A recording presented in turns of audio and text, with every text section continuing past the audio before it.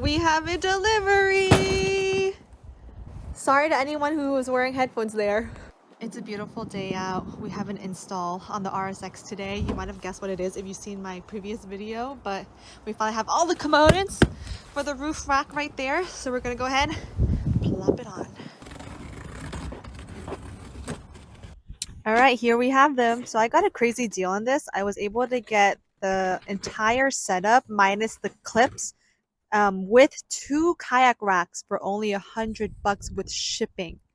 $100 for this entire Yakima with the Q base towers and 2 kayak racks. So he actually gave me some of the clips, I think, but these clips don't fit my car. So I had to go ahead and get new clips for the RSX. And if anybody has ever tried looking for the Q clips for the RSX, you would know how damn hard it is to find freaking Q83 clips. You have no idea. This little tiny bag right here costed me $90. Yeah, no, $90 plus $10 shipping. It was less than $10. Let's just round it up. $100 for this Q clips alone. $100 for 4 pieces of metal clips. When I got this entire setup for $100, I can't. If you remember a while ago, I tried to install Sport Rack Universal roof rack onto the car, the SR1002s. Those are meant to fit this car.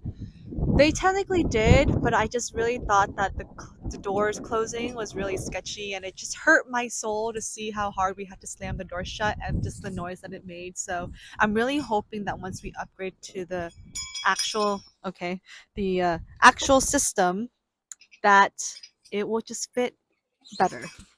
Anyway, the Sport Rack system would save you a lot of money because it would only cost you like 150-ish bucks on Amazon, and you can get it anywhere. It's so easy to find. If you just need something that looks nice, then get the Sport Rack. It will fit the RSX, but if you want some quality goods, then you're gonna have to work really hard and piece together all of the components that it will take to actually put an OEM fit onto. Well, I've blabbered on enough. Let's just get to the install. So this is how you're going to change out the clips or install the clips if you haven't already. We were lucky in that when I got this, it came assembled, so I didn't have to put everything together. So unfortunately, I don't have an install for you on that, but I'm sure plenty of people have done that on YouTube. If you want to change out the clips though, you just have to take out the center cap, which is a little nub. When you open it, right there. Okay, you can't see it right now, but it's that little circle. You just take that apart and then everything's just gonna fall out. And then you just slide the new clip in and reassemble everything back together. It's honestly very intuitive, so if you can work on your car, you can definitely put this roof rack together. Heck, I don't even know how to work on my car, but I'm pretty sure I could put the roof rack together. And just like that, everything settles and you can just close it and it slips right in. I don't know, I can't talk right now. We're gonna do our first test fit now. Let's see how it goes. We're just gonna do a temporary placement before we lock anything down. And we may have to move the towers forward, actually. Okay, we found it. So these little things, that's a door right there, and you just have to pry it open gently with the flathead. And inside is, I think, a hex screw or some sort of screw that you can loosen. Yeah, you might be able to see it right there. And then you can adjust the bar. I feel like I'm stating the obvious, but I will just say that Yakima has a cheat sheet, and it's going to tell you the exact distance that the towers, the pole, and everything needs to fit on your car for it to be safe to use. So we're following that guide. Do that. Do your due diligence and research your car to get the right measurements. But I will give everyone the measurements for the RSX once we get to the installation. So we're looking at the front bar right now, and this is the exact measurements you're going to need to fit it onto the roof of the car. The distance between each tower should be 38.5 inches long. And then the distance from the bar to the roof should be exactly 5 inches from where the roof starts. So here, from wherever 5 inches is, that's where you'll place the bar.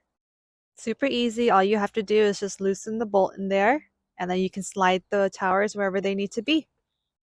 Once you find those 5 inches, pretty much 5 inches right here from the edge of the base tower to the end of the roof, then you can go ahead, press down on this cap, and that should clip him in. The only thing I just noticed is mine didn't come with the rubber silicone pad thing on the bottom, so it's not sitting right there. But I think with the pads, it should fit.